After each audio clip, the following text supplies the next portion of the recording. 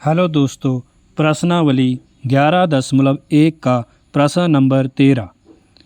एक गोल मेज पोस्ट पर 6 समान डिज़ाइन बने हुए हैं जैसा कि आकृति में दर्शाया गया है। यदि मेज पोस्ट की त्रिज्या 28 सेंटीमीटर है तो रुपये 0.35 प्रति वर्ग सेंटीमीटर की दर से इन डिज़ाइनों को बनाने की लागत ज्ञात कीजिए। वर्गमूल 3 का मान आप 1.7 का प्रयोग करेंगे। तो आपके पास एक गोल मेज पोस्ट है जिसमें 6 समान डिज़ाइन बनाए गए हैं। 1 2 3 4 5 6 समान डिज़ाइन बनाए गए हैं और इसकी त्रिज्या भी हमारे पास दी गई है 28 सेंटीमीटर।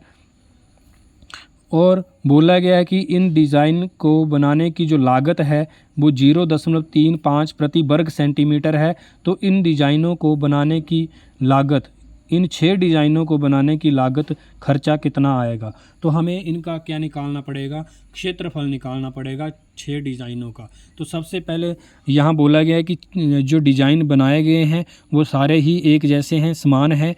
तो हम एक डिज़ाइन का क्षेत्रफल निकालेंगे, फिर उसे हम 6 से गुणा करेंगे तो 6 डिज़ाइन का क्षेत्रफल हमारे पास आ जाएगा। फिर बाद में जो भी इसका उत्तर आएगा उस उत्तर को हम 0.35 से गुणा करेंगे तो हमें पता लग जाएगा कि इन डिज़ाइनों को बनाने की लागत क्या है। तो मतलब यहाँ जो आपको ये एक डिज़ाइन दिख रहा है तो ये डिज़ाइन जो है वो आपका एक वृत्तखंड दिखाई दे रहा है। मतलब ये वृत्त का वृत्तखंड है।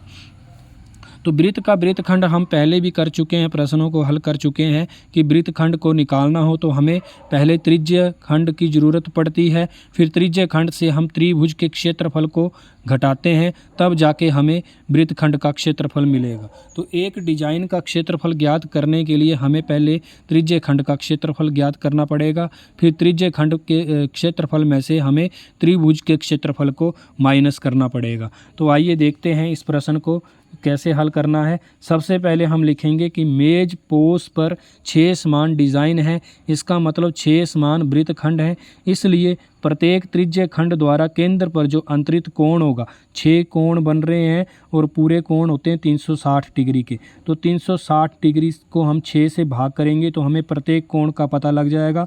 प्रत्येक कोण 60 डिग्री करेगा, ये भी 60 का, ये भी 60 का, मतलब सारे ही कोण 60 डिग्री के आएंगे। तो त्रिभुज हम यहाँ पे किसी इस डिज़ाइन के लिए काम कर लेते हैं। तो हम यहाँ पे नाम दे देते हैं AOB। तो सबसे पहले त्रिभुज AOB में आपका जो कोण OAB, ये वाला कोण, और कोण OBA ये वाला कोण आपस में बराबर होगा। क्यों बराबर होगा? क्योंकि ये वाली भुजा इस भुजा के बराबर होगी, क्योंकि ये दोनों ही वृत्त की क्या है, त्रिज्याएं हैं। अगर भुजाएं बराबर होती हैं तो कोण भी क्या होंगे, बराबर होंगे। अगर कोण बराबर होंगे तो यहाँ पे हम मान के चलते हैं कि ये दोनों कोण आपके बराबर हैं। तो अब यहाँ पे AOB हमारे पास दिया हुआ है 60 डिग्री का कोण है, बीच में हमारे पास ये 60 डिग्री का कोण दिया हुआ है। तो हमें पता है कि त्रिभुज के तीनों कोणों का जो योग रहता है वो 180 होता है। तो हमने लिख दिया कि कोण OAB प्लस कोण OBA, ये वाला कोण भी आ गया। फिर उसके बाद AOB तीनों का टोटल हमने 180 कर दिया। फिर हमने यहाँ पे लिख दिया कोण OAB प्लस कोण OBA को भी हमने OAB कर लिया, क्योंकि दोनों कोण आपस में बराबर हैं। प्लस AOB हमारे पास 60 डिग्री का दिया गया है, बराबर करके 180 कर दिया। उसके बाद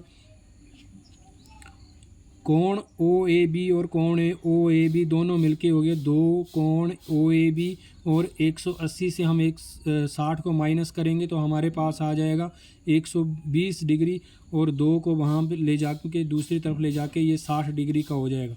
तो ये हम पहले भी सोल्व कर चुके हैं कि जब एक कोण 60 डिग्री का होता है और 2 कोण बराबर होते हैं तो ये कोण भी 60 का आता है और ये कोण भी 60 डिग्री का आता है। इसका मतलब ये जो त्रिभुज होगी ये आपकी त्रिभुज समबाहु त्रिभुज रहेगी, क्योंकि तीनों कोण इसके 60 डिग्री के आ रहे हैं। जिसके तीनों कोण बराबर होते हैं उनकी तीनों भुजाएं भी बराबर होती हैं, और त्रिभुज जो रहती है वो हमारी समबाहु त्रिभुज रहती है। फिर हम त्रिज्य खंड, सबसे पहले हम त्रिज्य खंड ओ ए पी, इसका नाम हम पी दे देते हैं। ओ ए पी बी का क्षेत्रफल निकाल लेते हैं। और वो क्षेत्रफल हमें पता है त्रिज्य खंड का क्षेत्रफल हम कैसे निकालते हैं, पिछले क्वेश्चन भी मैंने आपको करवाए हैं, तो उनको आप ध्यान से देख लें।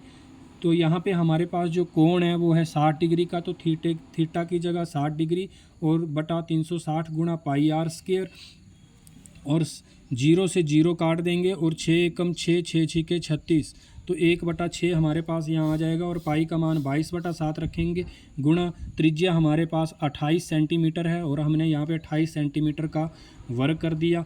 उसके बाद 1/6 हमारे पास यहाँ रहा, गुणा 22/7 गुणा 28 सेंटीमीटर को 2 बार लिख लेंगे। 7 से इस 28 को काटेंगे, 7 चौके 28, और 2 के पहाड़े से 2 तियाँ 6 और 2 11 का 22। फिर ऊपर जो भी हमारे पास बचा है उसको गुणा करेंगे, गुणा करने से हमारे पास बनेगा 1232, और नीचे हमारे पास 3 बचा सेंटीमीटर वर्ग। तो ये हमारे पास आ जाएगा त्रिज्य खंड ओ ए पी बी का क्षेत्रफल, जिसमें हमारा वृत्तखंड भी आ रहा है और त्रिभुज का क्षेत्रफल भी आ रहा है।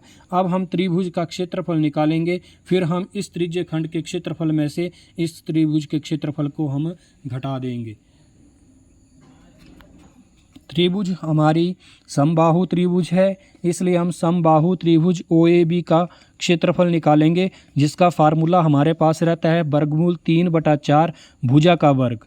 तो भुजा हमारे पास यहाँ 28 सेंटीमीटर दी गई है, तो हमने भुजा की जगह 28 सेंटीमीटर भर दिया और उसका वर्ग कर दिया। तो नीचे हमारे पास जो अगली लाइन बनेगी वो बनेगी वर्गमूल 3/4 गुणा 28 सेंटीमीटर को हम 2 बार लिख लेंगे, 28 सेंटीमीटर गुणा 28 सेंटीमीटर। 4 से इस 28 को काट देंगे तो 4 सत्ते 28 हो जाएगा। उसके बाद 28 को 7 से गुणा करने पर हमारे पास 196 बनेगा।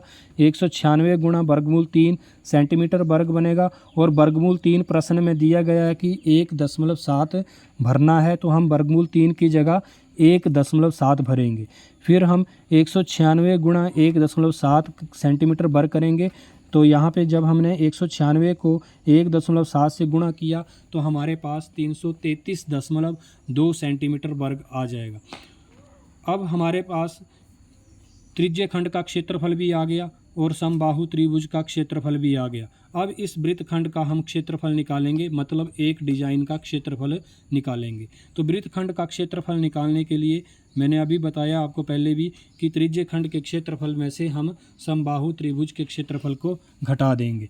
तो त्रिज्य खंड का जो क्षेत्रफल हमने निकाला था वो हमारे पास 1232/3 था, और अभी हमने वृत्तखंड समबाहु त्रिभुज का जो क्षेत्रफल निकाला है वो हमारे पास 333.2 आया है। तो इसमें से हम इसको घटा देंगे और इसका पूरे का हम सेंटीमीटर वर्ग कर देंगे। तो मेज पोज पर ऐसे ऐसे 6 डिज़ाइन है, तो ये तो एक डिज़ाइन का क्षेत्रफल आया। तो 6 डिज़ाइनों का क्षेत्रफल निकालने के लिए हम इस क्षेत्रफल को 6 से गुणा कर देंगे। जब हम इसको 6 से गुणा करेंगे तो 6 जो है वो इसको भी गुणा करेगा और 6 इसे भी गुणा करेगा। तो 6 जो है वो गुणा करेगा 1232/3 को भी करेगा, और -6 जो है वो 333.2 को भी गुणा करेगा, और इस पूरे जो क्षेत्रफल है उसका जो इकाई है वो सेंटीमीटर वर्ग ही रहेगी। 3 से 6 को काटेंगे तो 3 दूने 6 बनेंगे, और 2 से फिर 1232 को गुणा करने पर हमारे पास 2464 आ जाएगा, और यहाँ 6 से 333.2 को गुणा करने से हमारे पास 1999.2 आ जाएगा, और फिर हम 2464 में से 1999.2 को जब घटाएंगे तो हमारे पास 464.8 सेंटीमीटर वर्ग बचेगा। तो इस तरह से हमारे पास इन 6 डिज़ाइनों का क्षेत्रफल आ जाएगा। अब यहाँ पर लागत बोला गया था कि 1 सेंटीमीटर वर्ग डिज़ाइन को बनाने की जो लागत है वो ₹0.35 है। तो जितना हमारे क्षेत्रफल क्षेत्रफल आया है तो उतने डिज़ाइन को बनाने की जो लागत रहेगी हमने इसमें क्या करना है, 0.35 रुपये को जितना भी हमारे पास क्षेत्रफल आया है उससे गुणा करनी है। तो क्षेत्रफल हमारे पास 464.8 आया है, इससे हम जब गुणा करेंगे तो हमारे पास ₹162.68 यहाँ पर इतना खर्चा डिज़ाइन को बनाने का आएगा। तो इस तरह से हमारा ये प्रश्न नंबर 13 रहता है। इसको आप अच्छे से समझ लें, नहीं पता चलता है तो एक बार फिर वीडियो को दोबारा रिपीट कर लें। धन्यवाद।